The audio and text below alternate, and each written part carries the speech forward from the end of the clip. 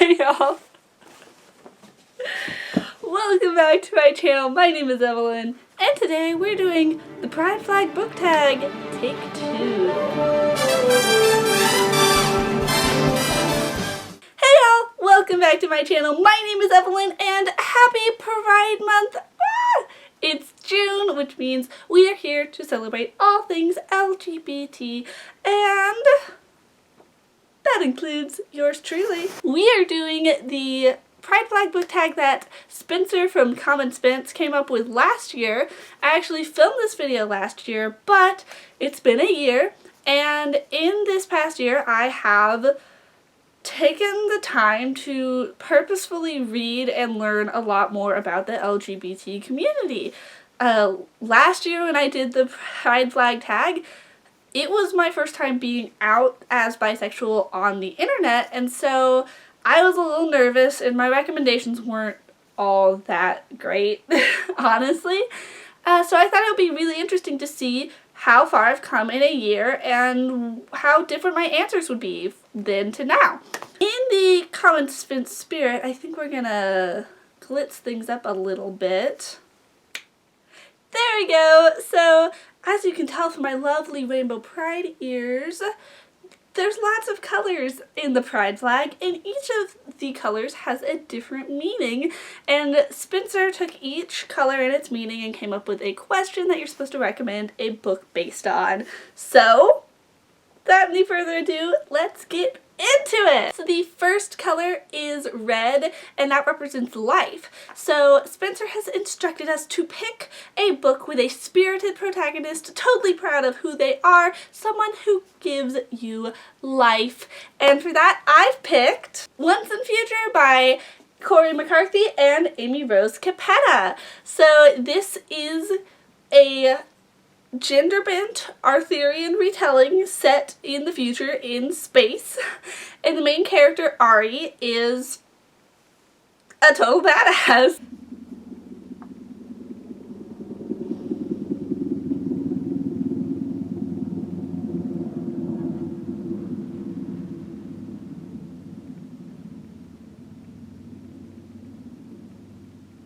Ari is actually an illegal immigrant who has spent most of her life running from the Mercer Corporation. They're this really big kind of evil company that is controlling the galaxy. And she ends up hiding from them on Earth because Earth is a protected planet.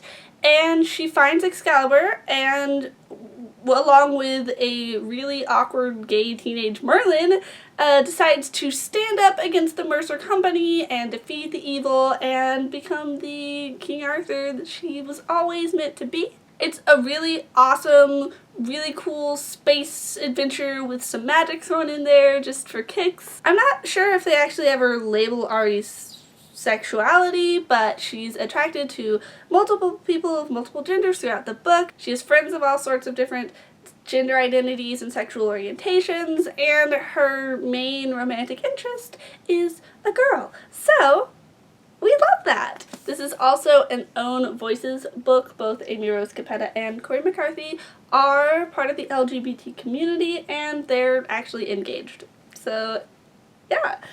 They do a lot for the community in terms of supporting LGBT authors and stories, and so you should totally go check them out because they do some amazing stuff. Our second color is orange, which represents healing. Pick a book that made you as a reader find a deeper meaning or catharsis in your own life. For that, I picked a brand new favorite of mine, Don't Date Rosa Santos by Nina Moreno.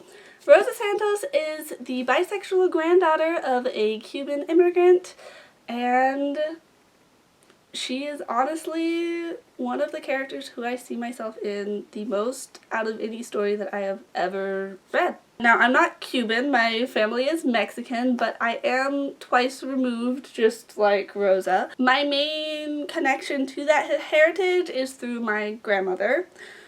Just like Rosa. She wants to study the culture, she wants to give back to the island where her family is from, she wants to go to Cuba and study at the University of Havana. The only problem there is Cuba is not a great subject for her grandmother. There's a lot of pain there, and she doesn't really like talking about it. She doesn't like that Rosa wants to talk about it.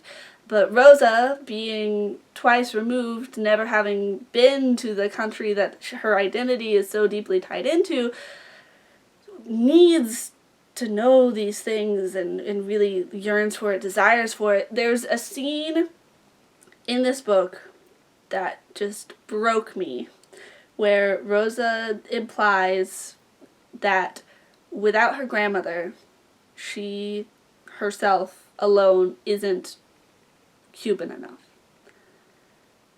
And that was just so real to me in my own experience with ethnicity and culture that I just burst into tears. I just bawled.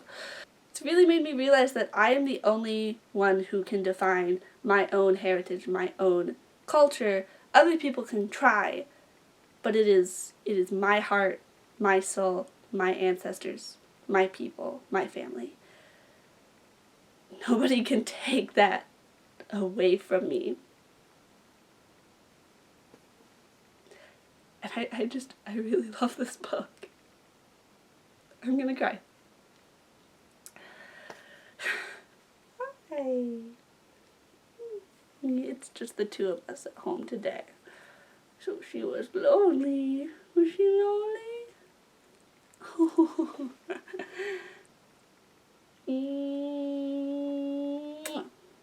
Alright, sitting you down.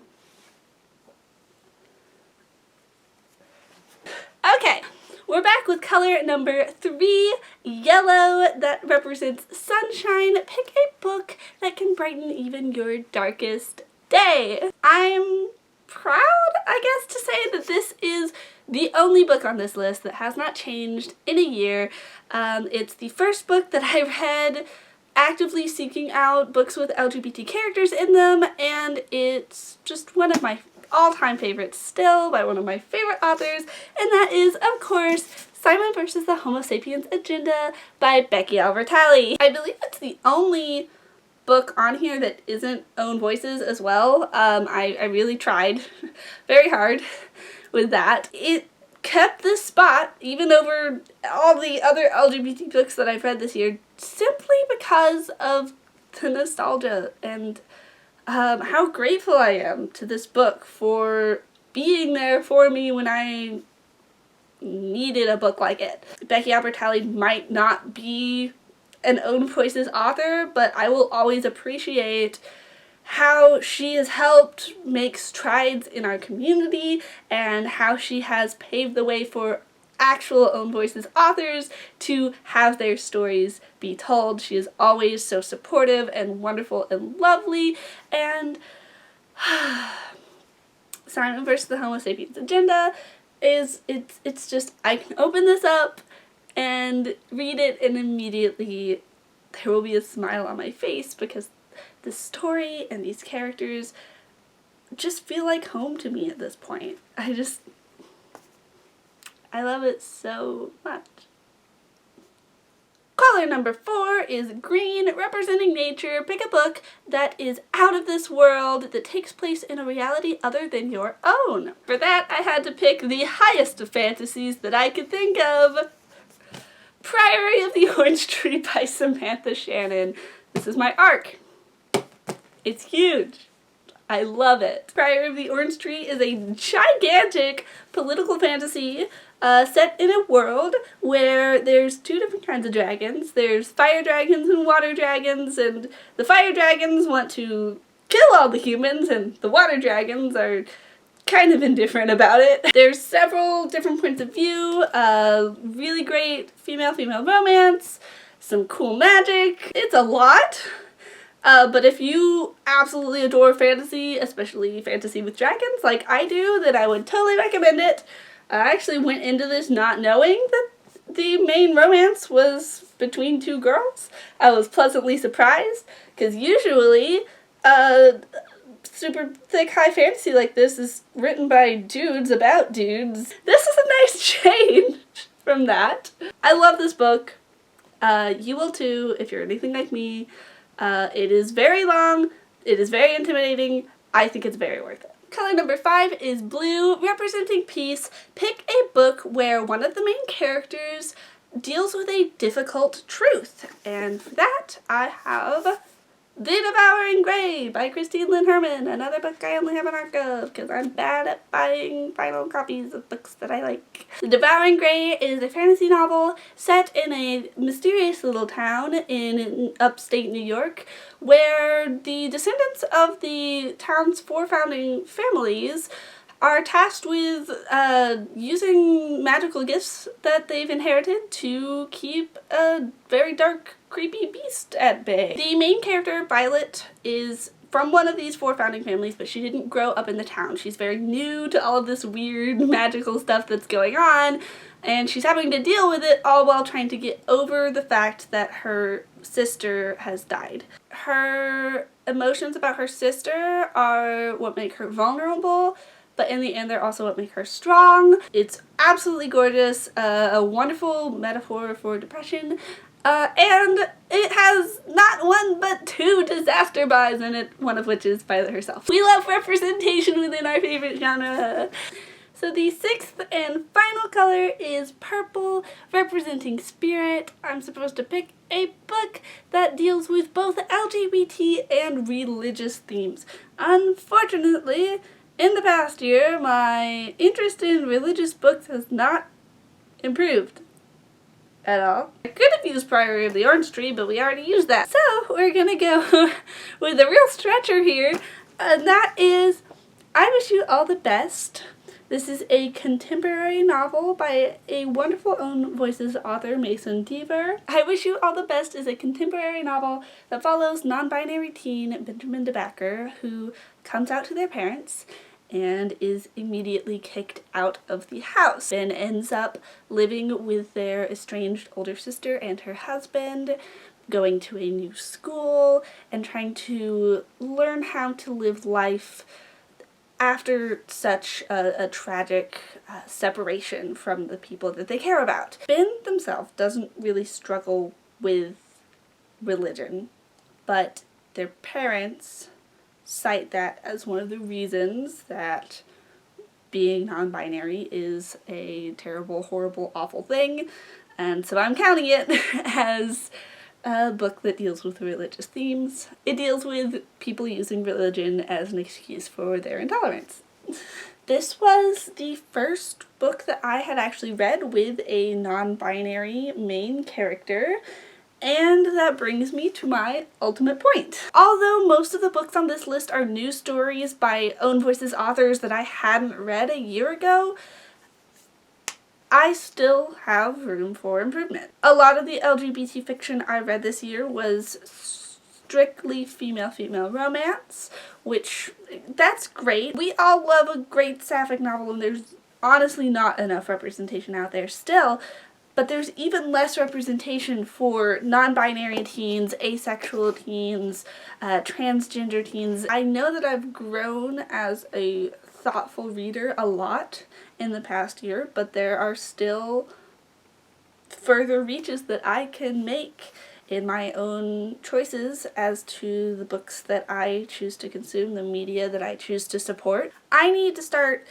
actively seeking out and supporting the books with non-binary main characters, trans main characters, aro ace main characters, so that I can be there to support those people in the community. Also, reading more books by queer authors of color about queer characters of color. That's a weak spot for me. I'm looking forward to, in a year, looking back and seeing how much further I've come. So please comment down below, what are your favorite books with any array of diverse LGBT stories in them. I want your trans main characters, I want your main characters of color, aro ace main characters, non-binary main characters. Bonus points if it's sci-fi and fantasy, because like there's not enough of that in my life. Most of my favorite LGBT books are contemporary novels, and as a sci-fi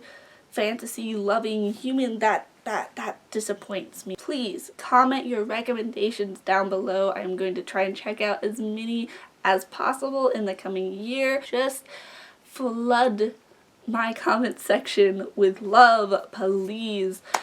With that being said, my name is Evelyn. I make new videos every magical Monday, and I'll see you real soon. Bye-bye.